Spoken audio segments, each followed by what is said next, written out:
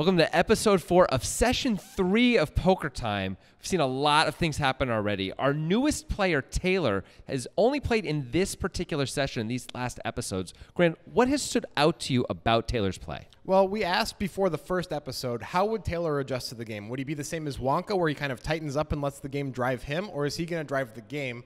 He started trying to drive the game last time with the Jack-8 suited, where he 4-bet unsuccessfully against Action Aaron. I wonder if that'll make him a little gun-shy, or if he'll continue to try to mess around with these guys a little bit. We're going to have to find out by watching. Let's shuffle up and deal.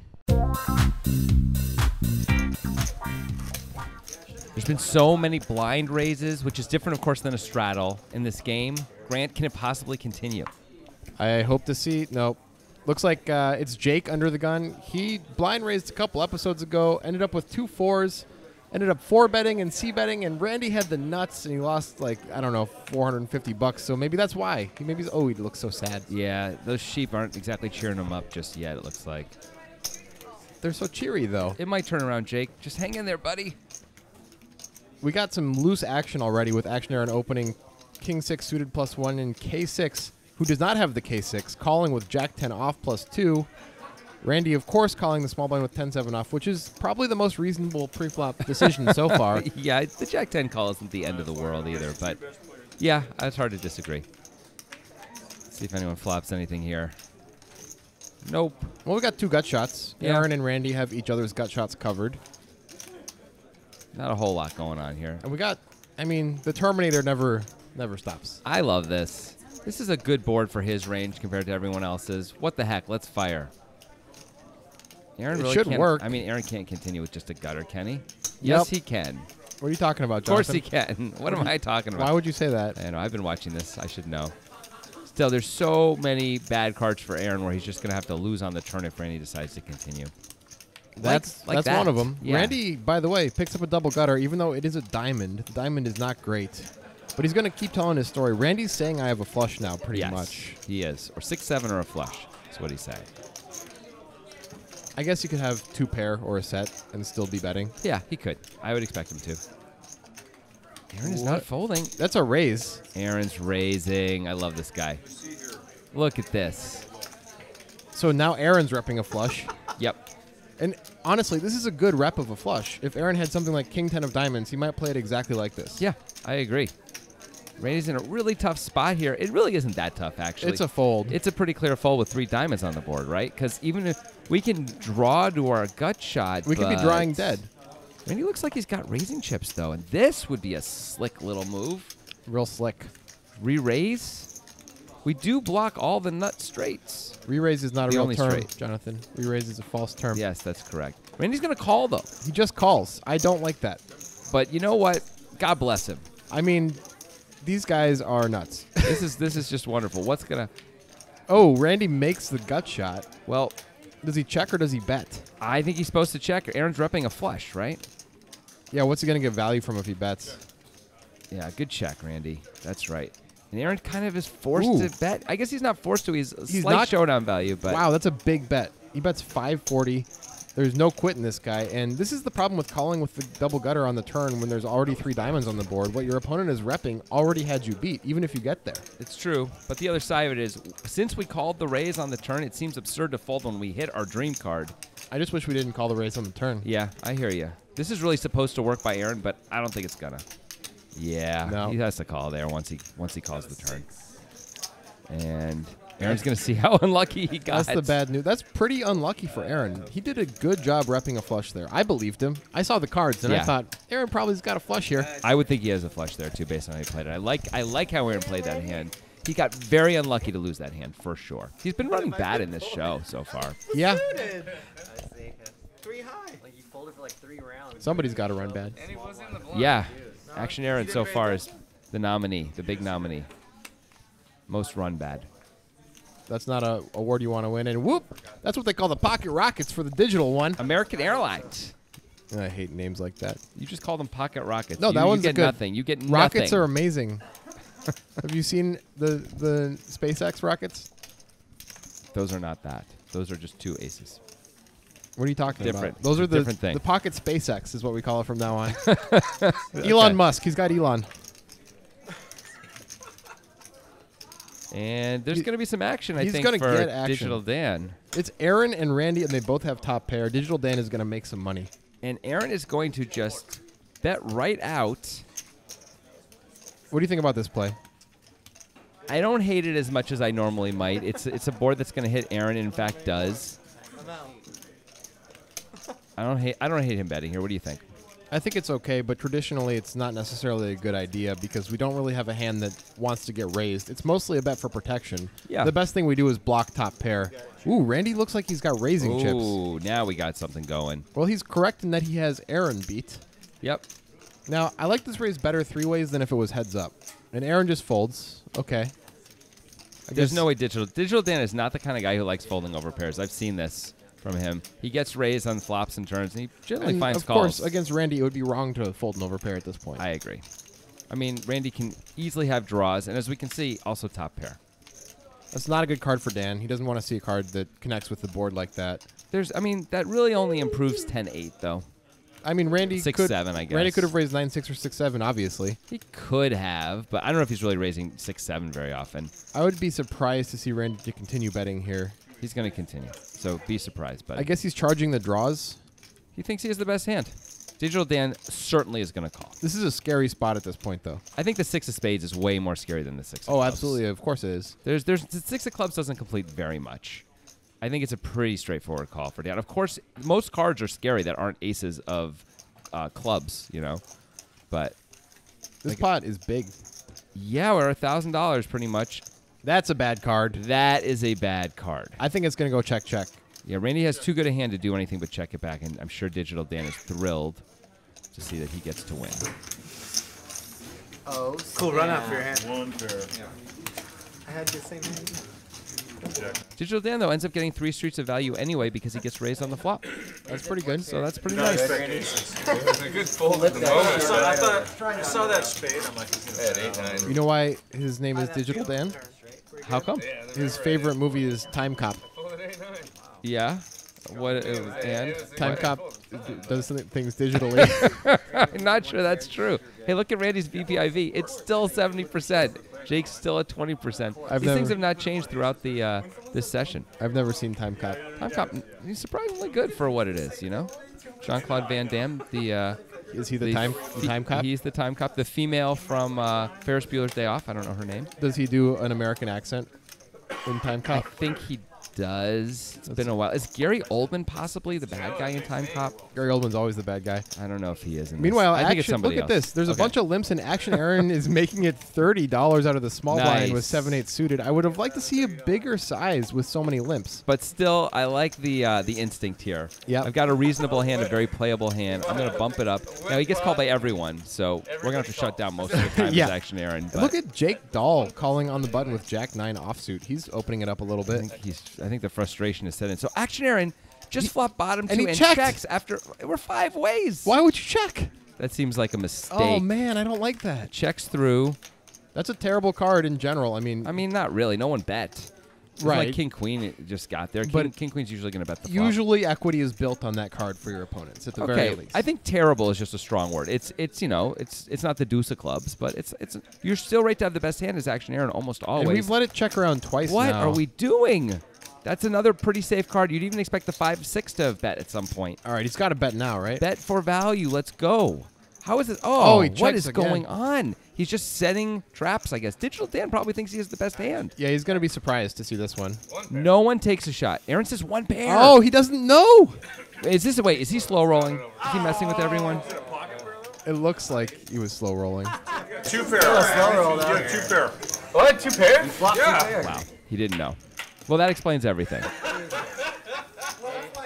He thought he had 1 pair. He thought he lost to Digital Dan. Bam. Good thing you tabled it. Yeah, he almost That was amazing. It's my second time. So the only thing better than announcing 1 pair and having aces is when you announce 1 pair and you actually have 2. Good old Action Aaron. I don't think it was a slow roll. No, I think it was sincere. That makes more sense. That's why he checked all 3 streets.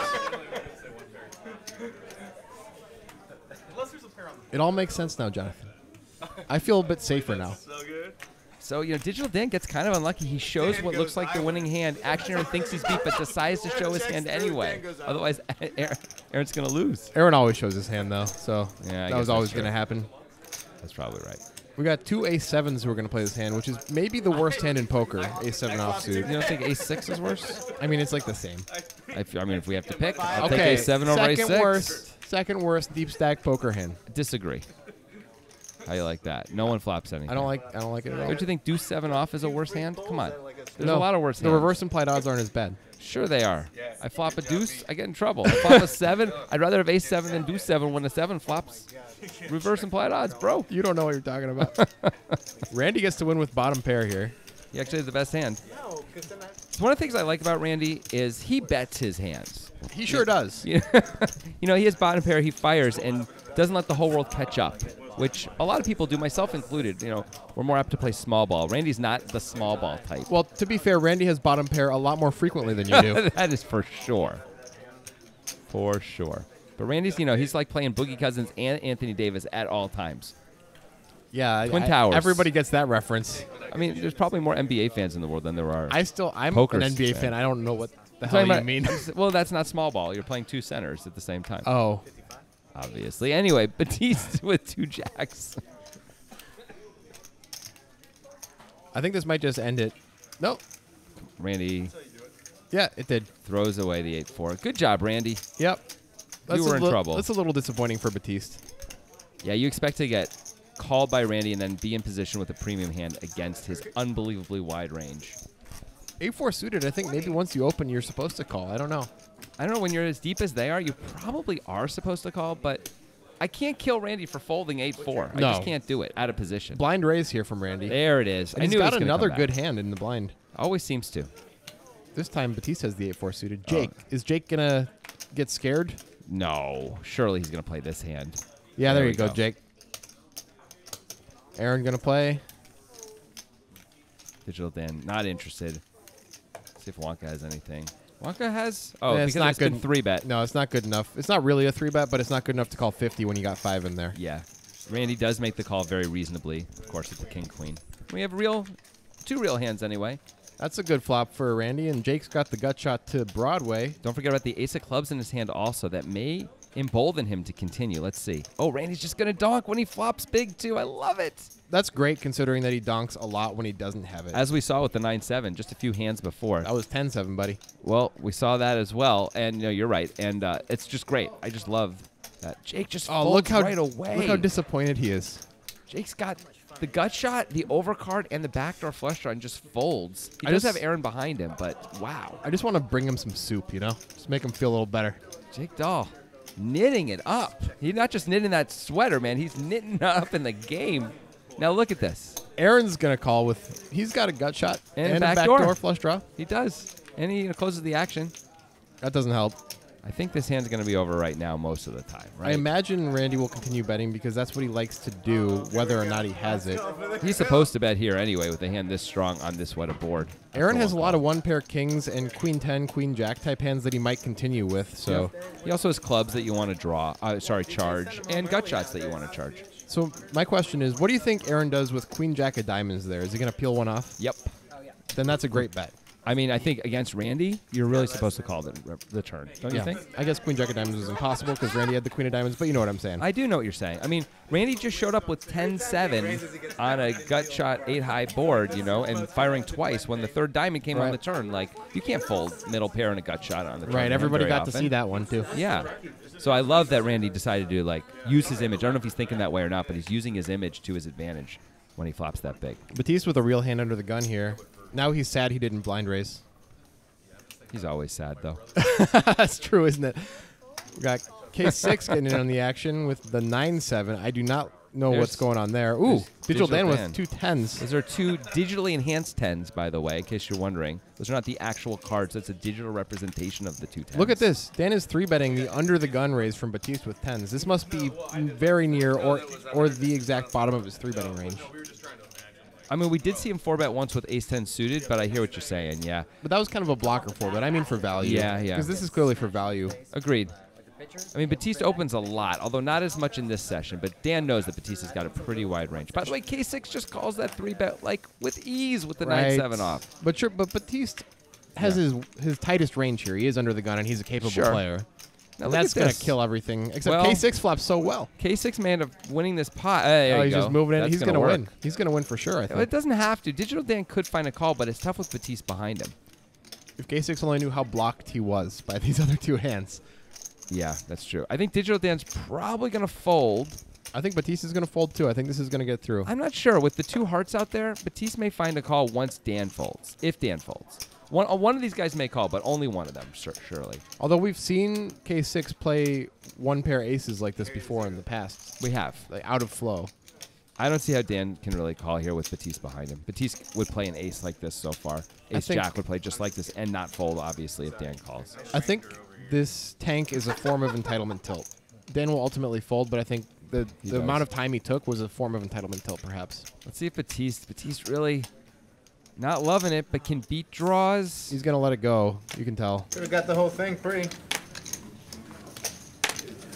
Could have got the whole thing pre, he says. I mean, and shows a 7. Looks No, like, it shows both. Oh, there you go. That's going to tilt everyone a little bit. Yeah, you were against 10s and 9s, and you had 9-7 off, and you won. Well, I give K6 credit. Some players are going to check there and let the continuation bet come in, and then not really have the fold equity. Right. He made sure he had fold equity. That was good play. That was the best way to play that post flop. Yes, post flop. Post flop. Post flop. Just 9. K6, by the way, as we see, only pre-flop raising 6% of the time. That's very, very little. That's a shockingly low amount. It is. When that guy pre-flop raises, get out of town. Well, Run. part of it is having Aaron on your right, who's taking away all of the raise opportunities. And part of it is limping with ace-jack off after Aaron folds, like we just see right here, though, right? yeah, I mean, that's okay. Fair enough. like Taylor's raising to 30, and it's not crazy, but turns out Taylor is dominated. Batiste calls out of the big blind with Queen 7 suited. It's a bit looser than we've seen him playing this session. I'm surprised he's doing that on Taylor's Open also. Well, looks like Taylor's going to lose some money here. Luckily for him, it's all spades, so he can't lose everything. Well, I mean, K6 only has $460. He can lose 460. I think he really might lose 460. K6 might just move it in. Nope. Finds a call instead. A spade will kill all action. Bunch of cards will. Like that. Yep. Kings and queens would have done it too. We're going to see probably check all the way down at this point. No. No? Oh, K6 this is a good value bet. I expect Taylor to call this. Yeah, he can beat the missed spade draw. He's not going to have that though. That's a nice value bet on the river there. Sure. K6. Sure.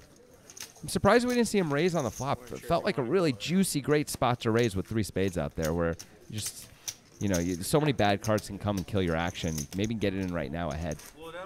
You only have 450. Do you think Taylor would have been calling a raise on the flop? I do. With 3 spades out there and top pair, when we bet and the short stack moves in on you or raises you, I think you just have to Just call. putting him in on a big spade? Yeah, hoping he has a big spade. It's not a great spot, but what are you going to do? It seems absurd to bet a hand that strong and fold to a short stack. Yeah. Yep. Action Aaron is going to raise the ace jack. That's how you play it. That's how Aaron plays everything. Yes. Digital Dan deciding to call with the 6-5 off. That is loose. I'm going to say suboptimal. Yeah. You know why they call him Digital Dan, right? No. It's because he's a huge Pokemon Go fan, and he actually bought multiple phones to digitally play that game. He has all of the Snorlax? I believe he does. Wow. So, yeah, that's how he got his nickname. Loves Pokemon Go to the point of bought extra phones specifically just to play that. Digital Dan. You think they call him Pokemon Dan, but they don't. Wonka flops an open-ended here. Action Aaron with top. Nobody else with much. That should be enough, though, for these guys to mix it up a little bit. That's 100 into 90. Wow. That makes it a weird decision for Wonka. I don't think he can fold, but the 2 diamonds out there, that makes it kind of poopy. It's not great. He still has Randy behind him also, and there are 2 diamonds, like you said. Wonka has the overcard. Look at him looking at Randy, by the way. He's trying to Yeah. figure out if Randy's going to stay around. I think Wonka's going to fold here. I think he is, too. He's got that fold face. Yep. Yeah. There it goes. 2 diamonds, the overbet, Randy behind him. Oh, look, and as soon as Randy folds, he's unhappy. Yeah, he thought he saw something in Randy, and Yeah. he was wrong. Randy folded instantly, and he absolutely would have loved to call in position once against Aaron's range, which makes sense. But Randy, of course, might just throw in a raise, and you hate your life. But now he hates his life You know anyway. the thing about that Pokemon store with Digital Dan? Yeah. That's more of a crutch because back in the late 90s, he was Tamagotchi Dan. Yeah. He had the biggest Tamagotchi collection. Absolutely. And think he still- Pokemon Go can't fill the void, but No. it's close. I think he actually still has a huge Tamagotchi. But nobody will collection. play with him. No, it's really sad. And that's why if you look at Digital Dan, and you can see the sadness. Right there. Look at him. Look at him.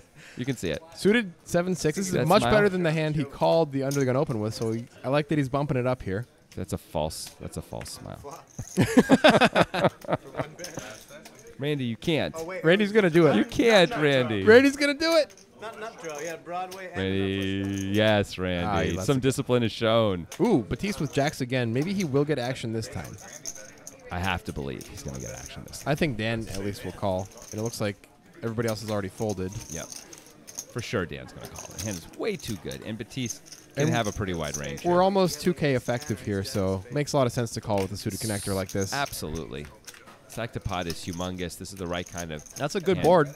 Dan can find ways to win this pot now, even without improving. I think Batiste is going to pot control and check back a lot of the time. He does here. that a lot here. Ooh, Look, no, oh, though. He's betting here. Then I assume he's checking a lot of turns. Dan obviously cannot fold. The only question is call or raise. Small bet by Batiste. I think 5 years ago, a lot of people were raising here, whereas these days it's more of a call. Digital Dan is with you on that. You agree? Yeah. I think there's more calls than there used to be. Digital Dan picking up a little bit more equity. At the same time, Batiste picks up a gut shot of his own. Yep. But any 8, any heart will do it for Digital Dan. Batiste must be scared of that king out there. He's thinking, is it possible for me to charge a flush draw or get value from something at this point? And as you like to point out, that 10 also brings in some other stuff. And there's the Ooh. hearts for Dan.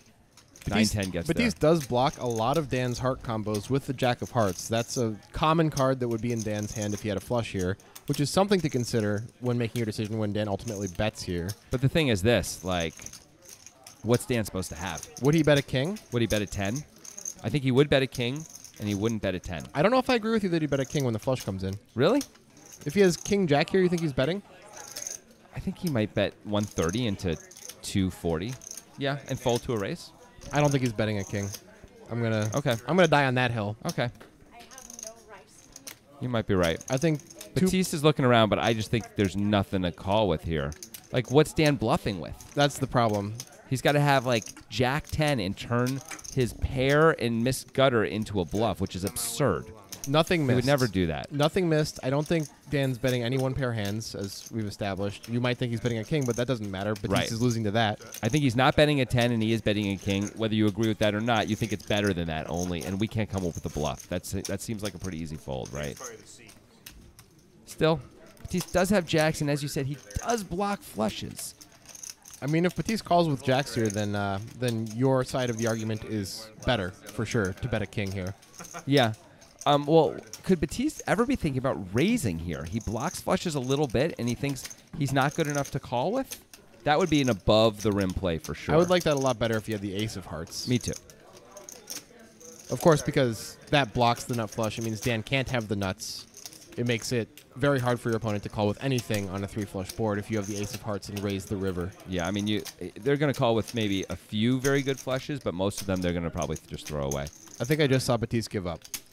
I mean, I think he gave up a while ago. He just hates folding, and a little bit of entitlement tilt once again. Rears its head. Dan That's shows fair. him. That's nice of Dan. Digital Dan, digitally nice. That's a good fold by Batiste. It's easy to say from the Yes. commentary booth that you should be folding here. We can see the cards. We can also see that all of the bad things came in, and we can't really beat anything that makes sense. Dan's not Randy or Aaron. He's not betting just because he feels like betting. Almost never. Almost never. So it's a pretty clear fold when you get to take a step back and look at it, but it's hard when you have jacks and you feel like you're in such a good spot and you end up with a poopy spot. And you just need to take a moment and make sure it's okay to actually let it go. Yeah. If it was Randy or Aaron, I might talk myself into they can actually have a gut shot and be betting for value when they hit their 10. Yeah. Because we check back the turn, but I just don't think Digital Dan's going to bet a 10 there. And even if he is, that's a small part of his value range. It's a good fold by Batiste. Yeah. King 7 off. Randy time. And he's going to end up buying the button with it, it looks like. There's no way Jake. Oh, Jake knows. Jake's going to 3-bet it, right? Yeah. Good job. Nice, Can't Jake. call there. Jake's opening it back up. He's picking the right customer, too, and great timing. I mean, this timing is the best I've ever seen. It's Ace 7 off versus King 7 off. And Randy might call. It's Jake, though. We've seen Randy. Oh, did he already call? It says call, but he has not. I don't think he has. It's a lie. The digital one is lying to us? Is Digital Dan doing that? Is he No. manipulating the airwaves? No. That's for no. And Randy does throw it away. That's now we know even more about the lies. Now, a lot of you might be thinking, oh, it looks like, there is a call from K6. Oh, That's what happened. K6 calls with the ace 9.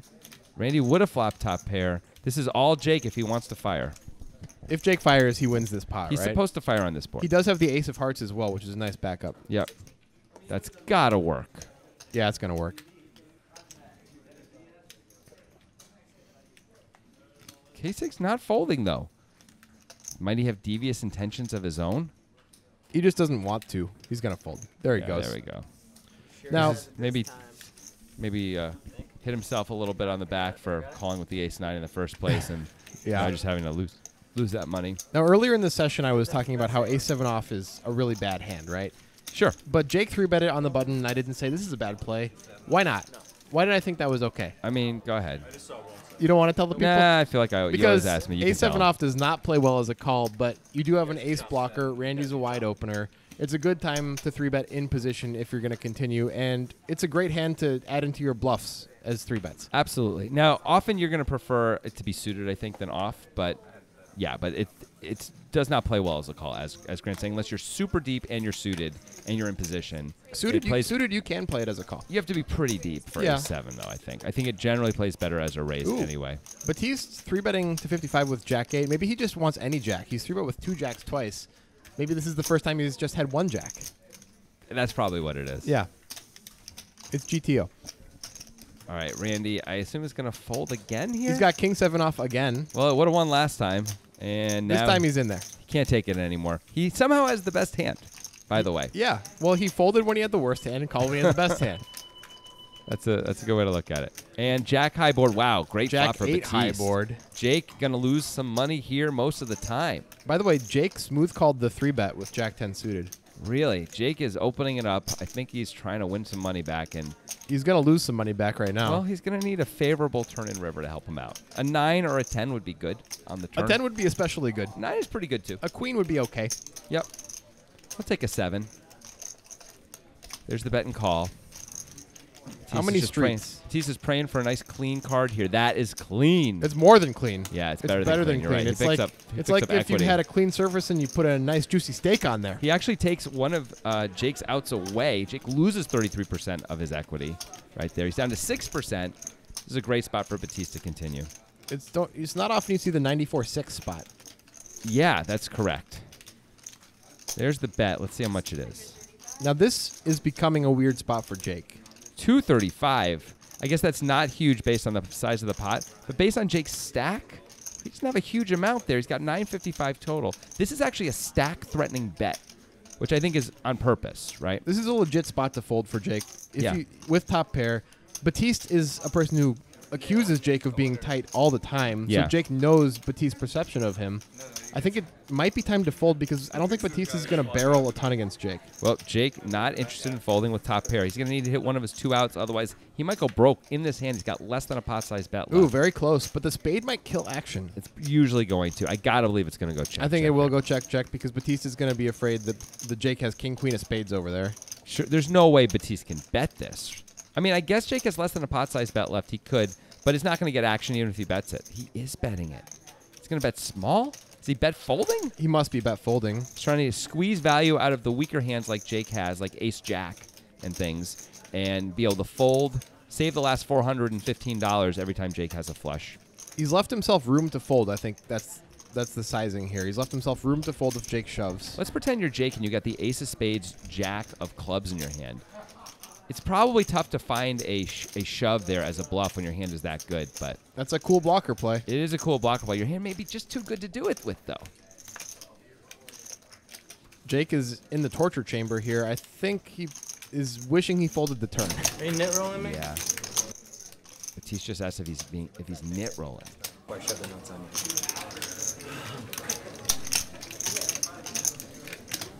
I know what Jake's doing here, and I do it all the time. There's nothing you can beat, and you're trying so hard to come up with the hands you can beat, and you just keep drawing a blank, and you're like, but what if I thought about it a little bit more? Yeah. Can I find a way to call? Is it doable? Jake can read the board very well, though. He finished second in a WSOP event not too long ago. Seems hard to find a call based on this. Does have top pair, but he can only beat air. What does that mean?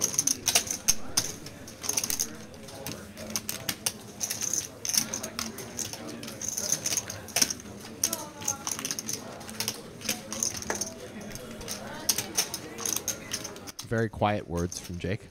Yeah. Can't beat anything. Oh, he really doesn't want to fold. He gave the little pump fake. Good for the game if you show a bluff.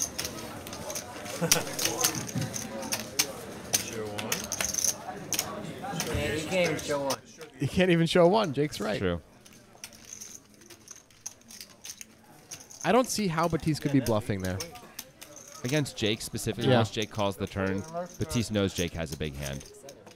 I mean, that's the bottom of Jake's range once he calls the turn. That may be near the bottom of Batiste's betting range on the river. Once Yeah. Jake calls the turn and the 9 of spades comes on the river. I mean, is Batiste going to bet 2 aces there on the river? Maybe he will. Maybe. I doubt it. And you're losing to some things. Always jacks, huh? Jake just can't get it going in this session. No, well, he's still going to have some time. Probably. Maybe. Those sheep are so sad right now. I noticed during his tank that there's one pink sheep. You can't see it right now. It's on like the lower part of the shirt. He has to lean back, but Yeah. it's a little Easter egg for all you Poke Time fans out there. I'm going to keep an eye out for it. All right. Whoever first spots the pink sheep and sends in tweets a photo of it to us. We're at 2 Poker Guys, the number 2 Poker Guys. You get 5% of Jake's profit in this session.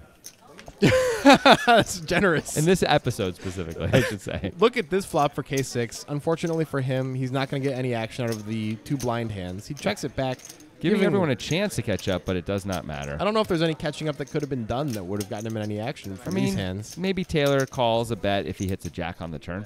Maybe. That's about it. I guess a 9 could come and Taylor could turn open-ended. What Yeah. happens? If I check, then you... Not too much else.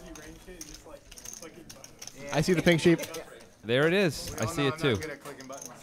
5%. We each get 5%. Got a blind raise here. How much is Jake down? This session? A fair amount. So we owe each other that amount Yeah, of money? that's right. It's like we're cross-booking. All right, blind raise here. Obviously, Up to that's 20. Randy, right? It's always Randy. Again, not a straddle. You're not allowed to straddle in Portland card rooms, but the blind raise is allowed, of course, and there it is. And it's a blind raise for the last the last hand of this episode. Randy, by the way, once again has a good hand And look as he at blind this. raises. Aaron has a big hand too. This could be fireworks, considering these 2 guys' reputations. They know each other, and there's a blind raise involved. Yeah. You see how casually Aaron threw out that 3-bet?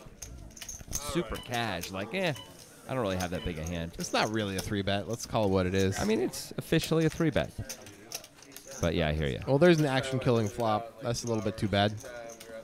We might just see a check, bet, fold. Nope. We're going to see Yeah, check, bet, fold. And that's it for this episode. Make sure to stop back on the Poker Guys channel next week for another Poker Time.